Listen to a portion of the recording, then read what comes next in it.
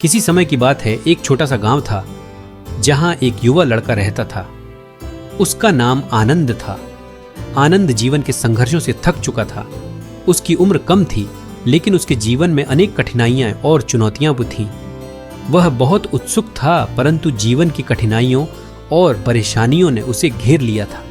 उसकी हर योजना विफल हो रही थी और उसे ऐसा लगने लगा कि उसकी मेहनत का कोई मूल्य नहीं है। वह निराश हो चुका था और उसे समझ नहीं आ रहा था कि वह अपने जीवन के साथ क्या करे। एक दिन उसे किसी ने बताया कि भगवान बुद्ध पास के जंगल में ध्यान कर रहे हैं। बुद्ध के ज्ञान और शांति के बारे में आनंद ने बहुत सुन रखा था। उसे विश्वास हुआ कि शायद बुद्ध के पास उसके जीवन की समस्याओं का समाधान होगा। वह आशा से भरा हुआ बुद्ध के पास जाने का निर्णय लेता है। वह सुबह सुबह उठकर जंगल की ओर चल पड़ा। वह जानता था कि जंगल के बीच में एक स्थान है जहां बुद्ध ध्यान करते हैं। कुछ ही समय में वह उस स्थान पर पहुंच गया जहां बुद्ध एक बड़े पेड़ के नीचे ध्यान में लीन थे। आनंद ने बुद्ध को ध्यान से देखा। बुद्ध के चेहरे पर एक अद्भुत शांति और मुस्कान थी। वह उनके पास गया और उनके चरणों में झुककर बैठ गया। बुद्ध ने धीरे धीरे आंखें खोली और आनंद को देखा। उनकी आंखों में करुणा और समझ की चमक थी। आनंद ने विनम्रतापूर्वक कहा, भगवान, मैं बहुत परेशान हूँ। मेरी जिंदगी में हर तरफ मुश्किलें हैं। मैंने बहुत कोशिश की, लेकिन हर बार असफल रहा हूँ। अब मैं समझ नहीं पा रहा हूँ कि मुझे क्या करना चाहिए। कृपया मेरी मदद करें और मुझे सिखाएं कि जीवन को कैसे सही दिशा में ले जाया जा सकता है। बुद्ध ने धैर्यपूर्वक उसकी बातें सुनी। वे थोड़ी देर तक मौन रहे, फिर एक गहरी सांस ली और बोले, प्यारे आनंद, तुम्हारी समस्या नई नहीं है। इस संसार में हर व्यक्ति किसी न किसी समस्या का सामना करता है, परंतु समस्या यह नहीं है कि तुम्हारे जीवन में मुश्किलें हैं। समस्या यह है कि तुम उनसे किस प्रकार निपटते हो। जीवन की कठिनाइयों से भागने से समाधान नहीं मिलता, बल्कि हमें उन्हें समझना और उनका सामना करना सीखना चाहिए। आनंद ने सिर झुकाकर बुद्ध की बातें सुनी। वह अब भी अपनी समस्याओं का सीधा समाधान चाह रहा था। तभी बुद्ध ने उसे एक कहानी सुनाने का निर्णय लिया। बुद्ध ने कहना शुरू किया, किसी समय की बात है, एक युवक था जिसका नाम सुधीर था। सुधीर भी तुम्हारी तरह जीवन की चुनौतियों से जूझ रहा था। वह हर कार्य में असफल हो रहा था और उसे जीवन निरर्थक लगने लगा था। एक दिन उसने एक संत से मिलने का निश्चय किया। वह संत एक ऊंचे पहाड़ के ऊपर रहते थे। सुधीर ने सोचा कि संत से उसे अपने जीवन की समस्याओं का हल मिलेगा। संत के पास पहुंचने के बाद उसने अपनी सारी कठिनाइयां बताईं और बोला, मैंने कई प्रयास किए, परंतु हर बार मैं असफल रहा। मैं हार चुका हूं और मुझे कोई रास्ता नहीं दिख रहा। कृपया मुझे मार्गदर्शन दें। संत ने मुस्कुराते हुए उसकी बातें सुनी और कहा, तुम्हें असफलता का सामना क्यों करना पड़ रहा है? इसका कारण यह है कि तुमने अभी तक धैर्य नहीं सीखा। सफलता और असफलता जीवन के दो पहलू हैं। हर असफलता से कुछ सीखने का अवसर मिलता है।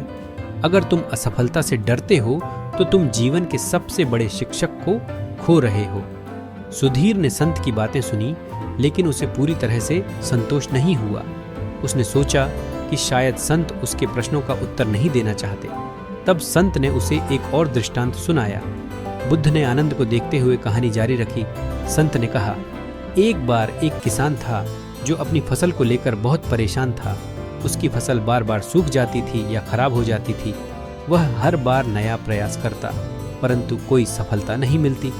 एक दिन वह भगवान से प्रार्थना करने लगा और बोला, हे भगवान, कृपया इस साल मुझे अपनी फसल उगाने का सही तरीका बताइए ताकि मेरी मेहनत सफल हो। भगवान ने उसकी प्रार्थना सुनी और उसे एक वरदान दिया। उन्होंने कहा, तुम्हें इस साल के लिए फसल उगाने की सारी शक्ति दी जाती है। तुम जैसा चाहो वैसा मौसम बना सकते हो, चाहे धूप हो या बारिश, चाहे गर्मी हो या ठंड। जो भी तुम्हारे फसल के लिए आवश्यक हो वह तुम्हारे नियंत्रण में रहेगा। किसान बहुत खुश हुआ। उसने फसल उगाने का काम शुरू किया। उसने केवल अच्छी धूप, सही समय पर बारिश और हल्की ठंड का चुनाव किया। पूरे साल उसने अपनी फसल के लिए सबसे अच्छे मौसम की व्यवस्था की। अंततः फसल का समय आया और वह देखने के लिए उत्साहित था कि उसकी फसल कितनी शानदार होगी। परंतु जब उसने अपनी फसल को देखा तो वह चौंक गया। उसकी फसल कमजोर और कमजोर थी, पौधे मुरझा गए थे और उनमें शक्ति नहीं थी। वह बहुत दुखी हुआ और भगवान से बोला, मैंने तो हर समय सबसे अच्छे मौसम का चुनाव किया था, फिर भी मेरी फसल ऐसी क्यों हुई? भगवान ने उत्तर दिया, तुमने जो किया वह सही था, लेकिन तुमने एक चीज को अनदेखा कर दिया। तुमने संघर्ष और कठिनाइयों को हटाने की कोशिश की। तुमने यह नहीं समझा कि पौधों को मजबूत बनने के लिए संघर्ष की आवश्यकता होती है। धूप के साथ थोड़ी बारिश और ठंड के साथ कुछ कठिनाइयां फसल को मजबूत बनाती हैं। संघर्ष के बिना कोई भी जीवन शक्तिशाली नहीं बन सकता। बुद्ध ने अपनी कहानी समाप्त की और आनंद की ओर देखा, जो ध्यान से सुन रहा था। फिर उन्होंने कहा, आनंद, जीवन भी उसी किसान की तरह है। जब तुम केवल सुख और सुविधाओं की आशा करते हो और हर कठिनाई से बचने की कोशिश करते हो तो तुम अपने आप को कमजोर बना लेते हो। जीवन के संघर्ष और कठिनाइयां तुम्हें मजबूत बनाते हैं। जब तुम कठिनाइयों का सामना करते हो तभी तुम अपनी वास्तविक क्षमता को पहचानते हो। आनंद ने बुद्ध की बातें सुनी और धीरे धीरे उसकी आंखों में एक नई चमक आने लगी। उसने समझा कि कठिनाइयां और असफलताएं जीवन का एक अभिन्न हिस्सा हैं और उनसे घबराने के बजाय उन्हें गले लगाना चाहिए। उसने महसूस किया कि बुद्ध की शिक्षा केवल जीवन की समस्याओं का समाधान नहीं थी, बल्कि एक जीवन जीने की कला थी। आनंद ने बुद्ध के चरणों में फिर से झुककर उन्हें धन्यवाद दिया और कहा, भगवान, आपने मेरी आंखें खोल दी। अब मैं समझ गया हूं कि असफलता और कठिनाइयां मुझे टूटने के लिए नहीं, बल्कि मुझे मजबूत बनाने के लिए हैं। मैं जीवन के हर संघर्ष का सामना करूंगा और उनसे सीखने का प्रयास करूंगा। बुद्ध ने उसे आशीर्वाद दिया और मुस्कुराते हुए कहा, जाओ आनंद, जीवन में धैर्य और साहस के साथ आगे बढ़ो। हर संघर्ष तुम्हें कुछ नया सिखाएगा और हर असफलता तुम्हारे जीवन में सफलता का एक नया अध्याय खोलेगी। आनंद ने बुद्ध से विदा ली और उसके मन में एक नई उमंग और आत्मविश्वास जाग उठा।